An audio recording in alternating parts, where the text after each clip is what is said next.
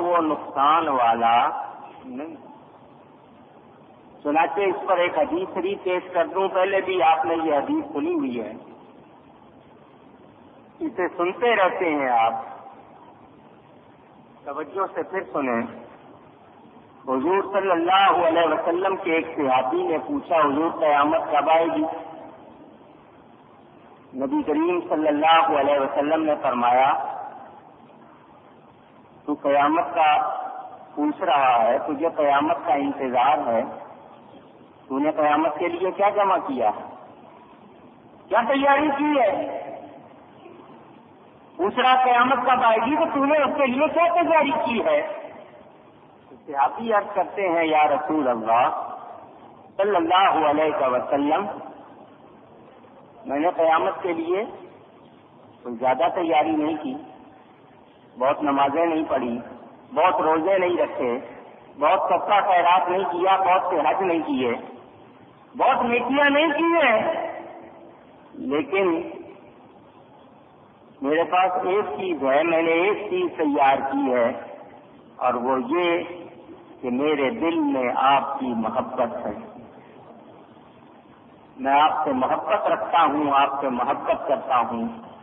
حضور صلی اللہ علیہ وسلم نے آگے سے یہ نہیں فرمایا کہ اس دن تو اعمالوں پر فیصلہ ہوگا, اعمال پر فیصلہ ہوگا, نیکیاں سنیں گی, نماز روزے کاؤنٹ ہوں گے, ان کا حساب ہوگا, محبت اس دن کیا کام آئے گی؟ نہیں نہیں, سرکار نے ایسا نہیں فرمایا, بلکہ حدیث شریف کے الفاظ ہیں, المرء مع من احب انت مع من احببت. فرمایا اگر تیرے دل میں میری محبت ہے تو پھر یقین رکھ قیامت کے دن تو اس کے ساتھ ہوگا جس سے تجھ کو محبت ہوگی. جس سے تجھ کو محبت ہے, جس کے ساتھ تجھے محبت ہے, آپس میں دونوں کی محبت, اسے تجھ سے تجھے اس سے, اگر دونوں کو محبت ہے تو محبت کرنے والے قیامت کے دن ساتھ ہوں گے. تو جس سے محبت کرتا ہے اس کے ساتھ ہوگا, اس کے. اب آپ اپنے دل کی حالت دیکھ لیں کہ آپ کس سے محبت کرتے ہیں اور کون آپ سے محبت کرتا ہے.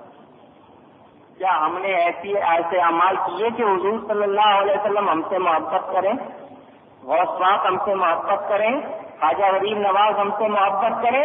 اگر ہم نے ایسے اعمال کیے تو ان کی محبت کام آ جائے گی, اور ہم نے اگر ان سے محبت رکھی اور سچی رکھی تو شاید یہ محبت کام آ جائے, اور اگر نہیں رکھی ہے تو پھر سوچ لیں کہ ہمارے دل میں تو دنیا بسی ہوئی ہے, مال کی محبت, دولت کی محبت, خواہشات نفس بھری ہوئی ہے, ہم نے ان لوگوں کی محبت جمع نہیں کی. اگر ہم کسی اللہ والے سے سچی محبت کرتے ہیں, قیامت کے دن وہ محبت کام آئے گی. آج دیکھ لو کہ آج ان سے محبت ہے یا نہیں. اور محبت والا کیا کرتا ہے, محبت کی نشانیاں کیا ہیں؟ من احب شیئا اکثر ذکرہ, جس کو جس سے محبت ہوتی ہے وہ اس کا کثرت سے ذکر کرتا ہے, اس کو بہت زیادہ یاد کرتا ہے. ہم کسے یاد کرتے ہیں؟ اگر ہم رسول اللہ صلی اللہ علیہ وسلم کو بہت زیادہ یاد کرتے ہیں تو یہ محبت کی نشانی ہے, اور اگر نہیں یاد کرتے تو پھر یہ محبت کی نشانی ہم میں نہیں ہوئی. پھر اس کا مطلب یہ کہ ہم محبت نہیں کرتے. مجھے اور آپ کو پھر سوچنا کہ ہمارا حال صحیح نہیں ہے, ہمیں محبت کی نشانی نہیں پائی جاتی.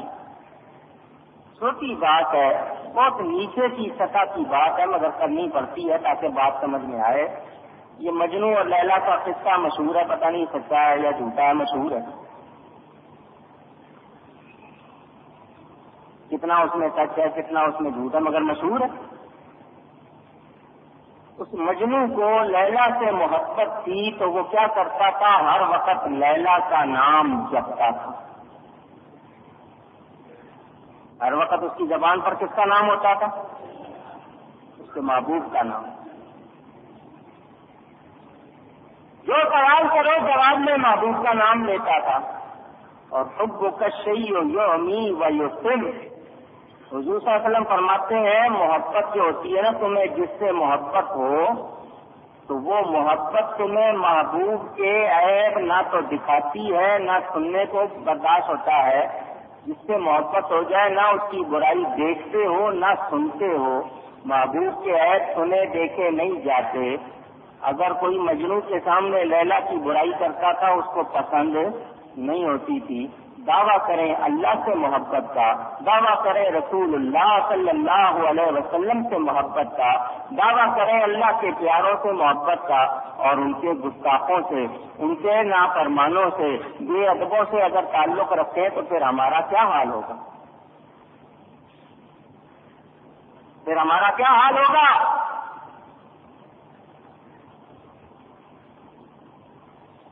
کیا ہم قیامت کے دن سرخرو ہو سکیں گے؟ دوست کے دشمن سے دوستی رکھیں تو کیا کامیاب ہو جائیں گے؟ پوچھ رہا ہوں آپ سے. تو پھر ہم محبت کے دعوے میں اگر صحیح نہیں ہوں گے تو پھر ہمیں اپنا انجام سوچ لینا چاہیے. آج سنی کہلا کر ان لوگوں سے تعلق ہم رکھتے ہیں جو سنی نہیں ہیں. مسئلہ پوچھتے ہیں سنی کے, کیا جی دوسرے کے پیچھے نماز پڑھ لیں؟ افسوس ہے ایسا سوال کرنے والے پر.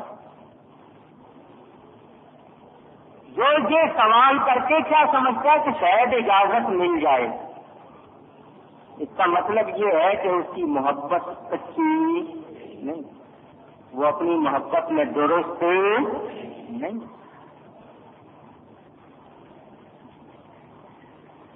اللہ فرماتا ہے مومن وہ نہیں ہے جنہوں نے اللہ کے دشمنوں سے دوستی کر لی.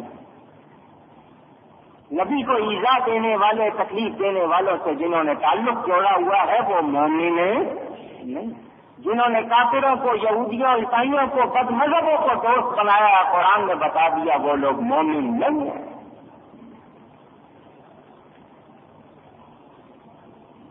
یہ کونسل بنا لینا کوئی محبت کی علامت نہیں. اگر ایمان نہیں ہے تو کتنی مرضی کونسلیں بنا لو, جتنا مرضی شہرت اور ڈھنڈورا پیٹ لو, کوئی رعایت ہو سکتی نہیں. کسی بد مذہب سے کوئی دوستی نہیں ہو سکتی, کسی بد مذہب سے کوئی تعلق نہیں ہو سکتا.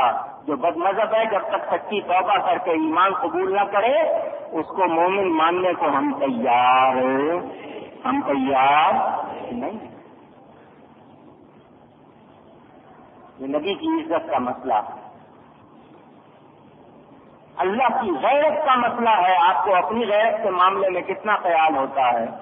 تو ذرا تصور کریں کہ نبی پاک صلی اللہ علیہ وسلم کا جب معاملہ آ جائے تو ہمیں کتنی پرواہ کرنی چاہیے, کتنا خیال رکھنا چاہیے.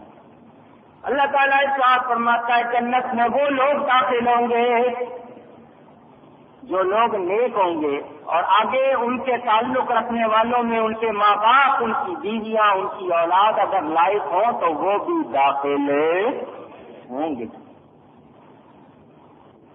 اگر ہم نے کسی نیک کے ساتھ تعلق کو جوڑا ہی نہیں, کسی نیک کے ساتھ تعلق صحیح رکھا ہی نہیں, اور خود نیکی کی کوشش نہیں کی تو پھر ہمیں جنت میں جانے کے لیے ابھی سے فکر کر لینی چاہیے. اور اگر نہیں کریں گے تو پھر کوئی امید ہم رکھ سکتے نہیں. اللہ تعالیٰ ارشاد فرماتا ہے والملائکۃ یدخلون علیہم من کل باب. اس کا بیان گزشتہ جو میں کر چکا کہ جنت میں جانے والے جنت میں اپنے نرم گرم آرام سے بستروں پر ہوں گے, ان کے ارد گرد ان کے غلام حوریں غلمان موجود ہوں گے قطار بندے. پیغام آئے گا کہ دروازوں سے کون آنا چاہ رہا ہے؟ فرشتے آنا چاہتے ہیں. کائے کے لیے آنا چاہتے ہیں؟ سلام کہنے کے لیے آنا. اے جنتیوں تمہیں وہ عزت ملے گی کہ تمہیں فرشتے بھی سلام کرنے آئیں گے. یہاں ایک مسئلہ بیان کر دوں, توجہ سے سن لے. وہ یہ کہ جزا کے طور پر جنت میں صرف انسان جائیں گے. جزا میں جن کو جزا ملنی ہے وہ کون ہے؟ ذرا اونچی کہیے گا. فرشتے جو جنت میں جائیں گے جزا کے طور پر وہ تو معصوم ہیں. فرشتوں کو جنت میں آنے جانے کی اجازت ہوگی لیکن وہ جزا کے طور پر جنت میں نہیں جائیں گے کیونکہ اطاعت فرما برداری کا یہ جو قانون ہے یہ ہمارے لیے ہے, انسانوں کے لیے. جزا اور سزا ہمارے لیے. تو جزا کے طور پر جنت جو ملے گی وہ صرف انسانوں کو ملے گی. فرشتے جزا کے لیے جنت میں نہیں جائیں گے بلکہ ان کو آنے جانے کی اجازت. اور وہ آئیں گے کائے کے لیے؟ آپ کو سلام کرنے, ایک دروازے سے, دوسرے دروازے سے, تیسرے دروازے سے. جو سب سے کم درجے کا جنتی ہے اس کو 70 حوریں ملیں گی اور 70 حوریں کسی ایک کمرے میں نہیں ہوں گی. ورنہ آپ جنت کو بھی کوئی پلازا سمجھ لیں کہ جس طرح یہاں پر پلازا بنے ہوئے ہیں, اسکوائر بنے ہوئے ہیں, یہ جس طرح یہ یاسین اسکوائر ہے اس طرح جنت نہیں ہوگی. جنت میں ایسا درخت بھی ہے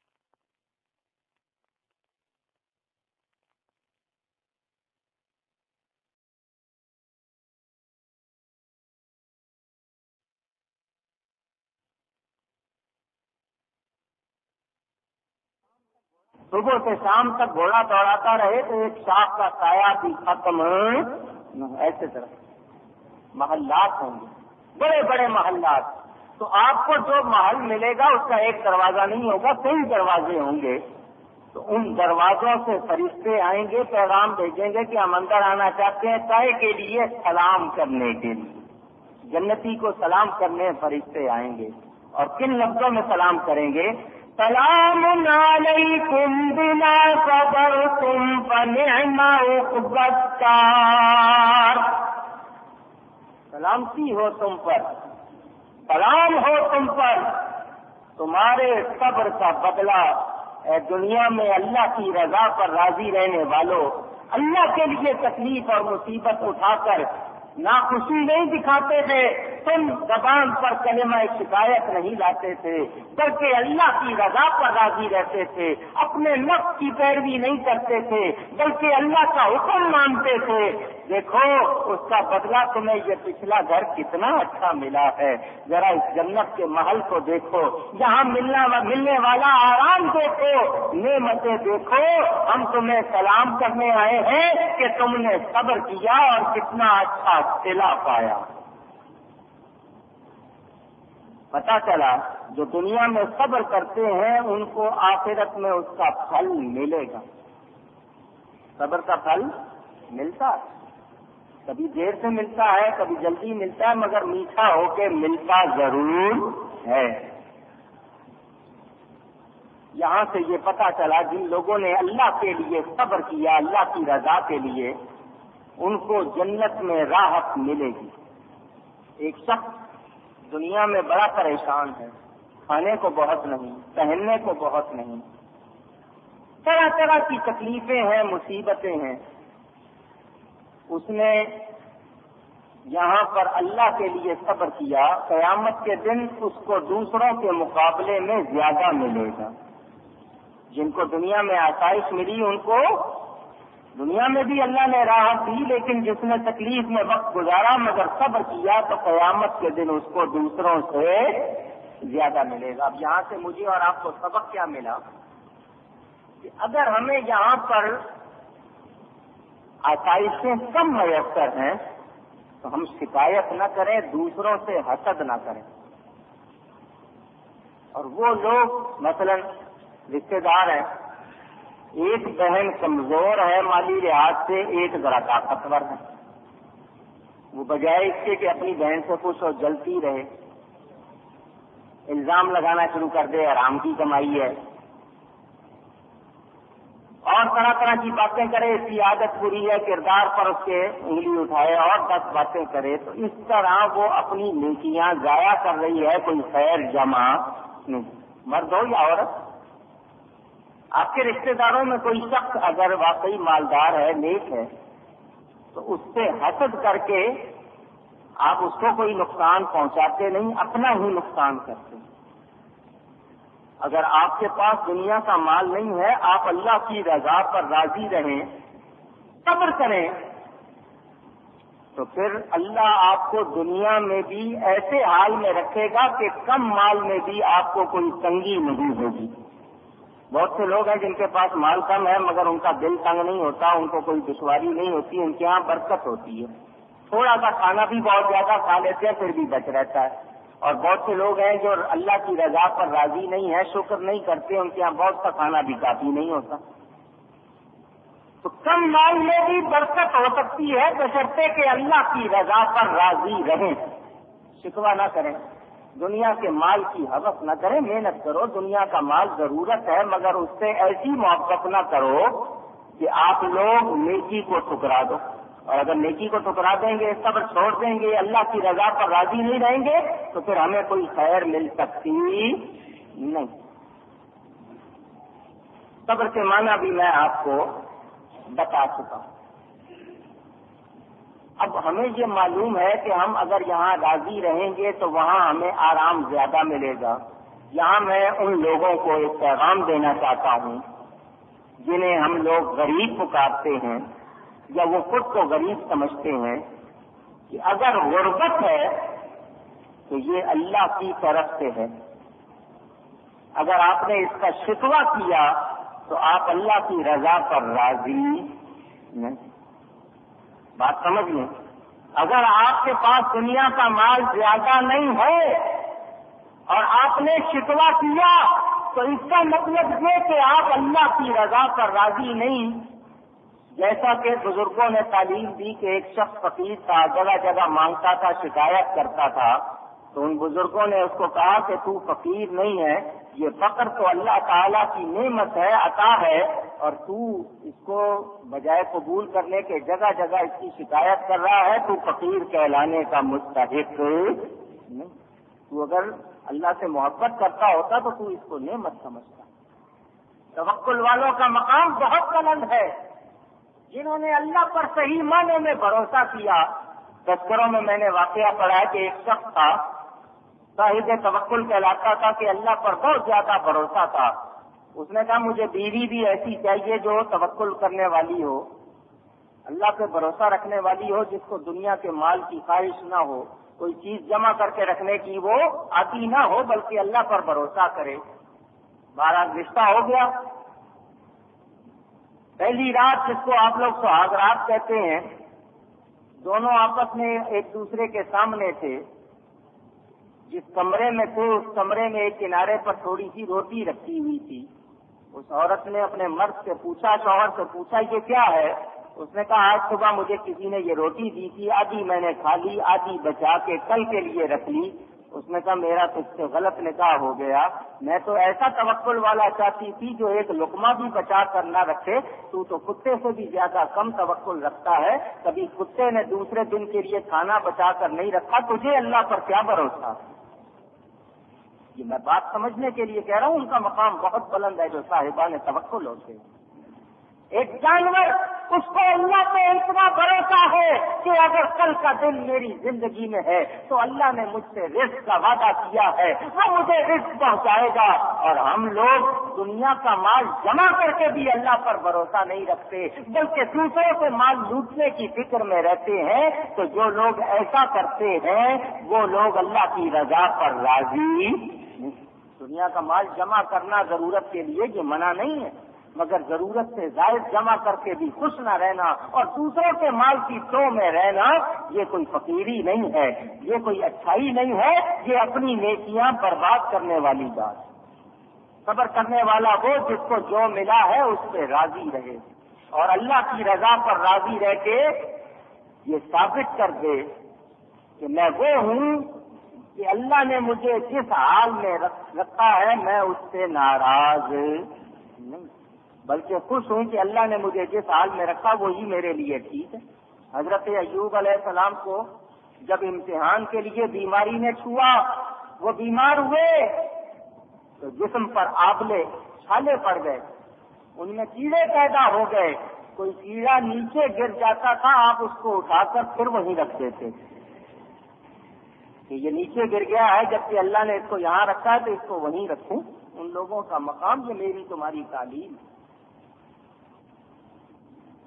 ہمیں تو ذرا سی تکلیف ہو جائے ہم ناراض ہو جاتے ہیں. مسجد میں آئیں، اللہ کا گھر ہے، کوئی انتظام میں کمی ہو جائے ناراض ہو جاتے ہیں. کسی چیز میں کمی ہو جائے، پیر صاحب کی خانقاہ میں جائیں ناراض ہو جاتے ہیں.